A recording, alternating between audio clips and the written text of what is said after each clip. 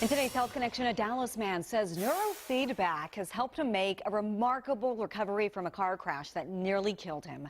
Dustin was the only survivor of a crash that caused the car he was in to burst into flames. And now, 7 years later, he says that his life is back on track thanks to a therapy that has retrained his brain.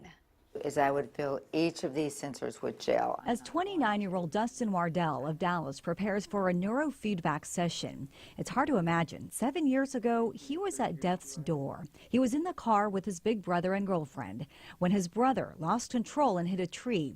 The car became engulfed in flames. His older brother, Eric, and his girlfriend, Stephanie, both died.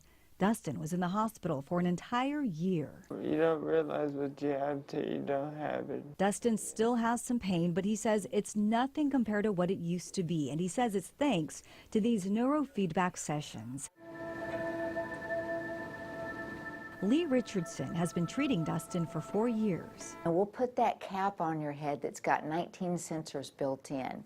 And what we're doing is we're training the networks and the hubs in the brain. Neurofeedback uses movies, video games, computers, and other tools to help patients regulate their brain waves.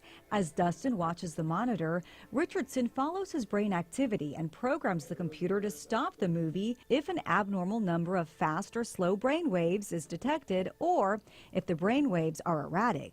She says the stop and start feedback trains the brain to regulate itself properly. It's just teaching the brain, rewarding the brain when the brain makes the right changes, whether it's how the power, getting the right amount of power, energy to the right part of the brain, how the brain's sharing information, or the timing in the brain. Over the course of dozens of sessions, Dustin says the technique has helped relieve his depression. He also says it's helped with the physical pain of his injury so much that he doesn't need powerful painkillers anymore. You don't understand how much your brain can do until you've done something like this.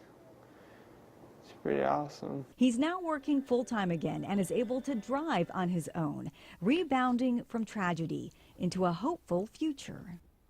Neurofeedback has also been used for post-traumatic stress disorder and ADHD. It's been around since the 1960s. Some research has found it to be promising. Other studies, though, have been inconclusive.